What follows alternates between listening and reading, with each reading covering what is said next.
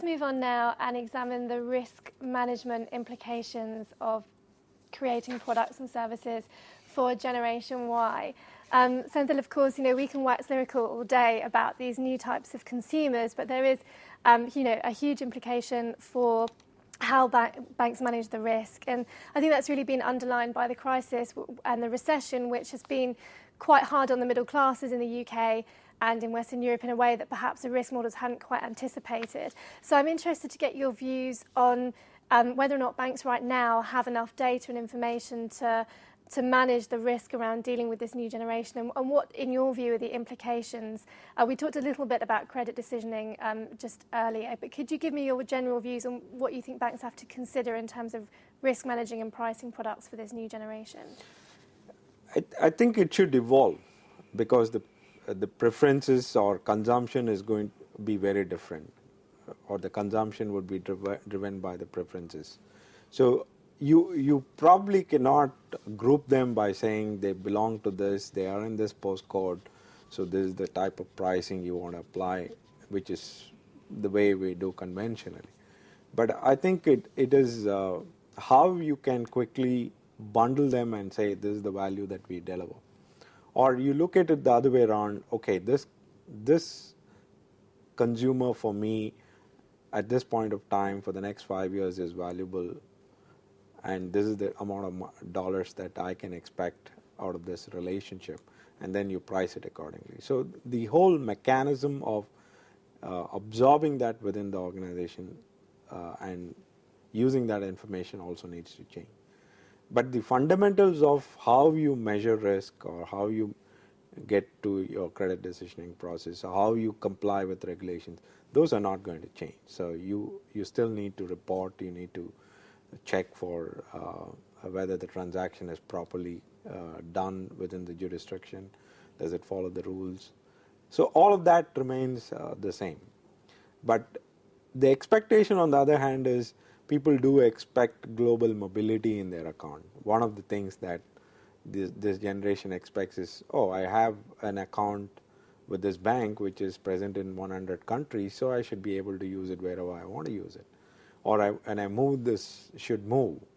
But the underlying process is not wired to global mobility in a banking system, right?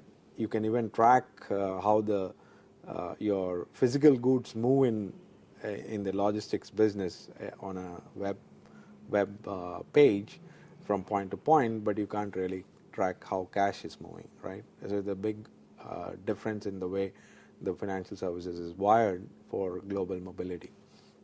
So the expectation is that the banks will need to still take care of that, but deliver to that expectation of global mobility. And I think a very large number of people in the Generation Y have that expectation of global mobility.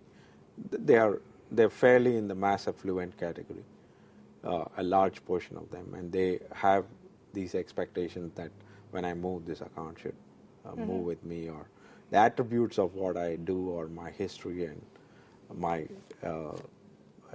relationship with this product should also move into the new geography or the new place that I work with. A lot has been achieved in the telecom business. A lot has been done within the financial services world in terms of allowing and enabling use of debit and credit cards across networks. But I think the expectation of global mobility has a few more steps that needs to be fulfilled. And for that, there is a significant change that the banks need to go through to address the next generation. And that capability does not come by improving what they have, but they actually need to educate people internally, educate the regulators, and then put that change in process. You mentioned the R word, which was what I was going to come on to next, which is that, again, we can talk about banks responding and creating products in response to feedback that they get through these channels that we typically associate with Web 2.0. But there's always this big constraining hand there of the regulator.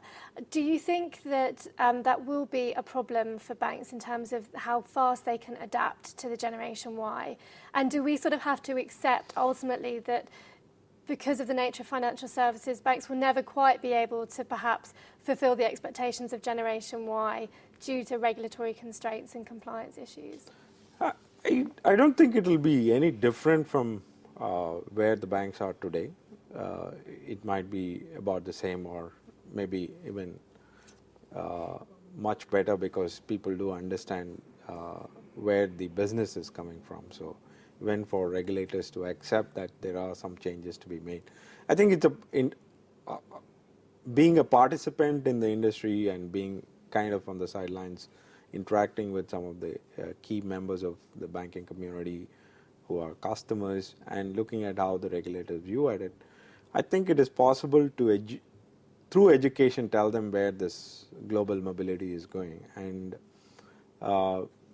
look at processes that are multi-jurisdictional and put them in place so that not just the home regulators address, but also the countries where you operate, those regulators are in sync with what you're doing. So then it is a single infrastructure. But I think today we do not have a mechanism to address from out of one instance anything that happens within the bank. That is the truth, right? So as banks grew their businesses, there have been multiple instances of the same system or same application or same process being replicated. So it's kindly different from what runs in the home country versus what runs across different parts of the world. So they might be servicing the same set of same or similar type of customers. So this is about bringing that to a single process across the enterprise and giving that level of transparency to the rest of the stakeholders, saying yes, the way it runs is the way we have defined it, and there is a lot more control in the bank to actually execute it that way, and that's how we can implement it. And I think that is a point where I think you will have a much better go at implementing global mobility for Generation Y. Great, thank you. Senthil Kumar of Oracle, thank you very much. Thank you very much for joining us. That's all we have time for.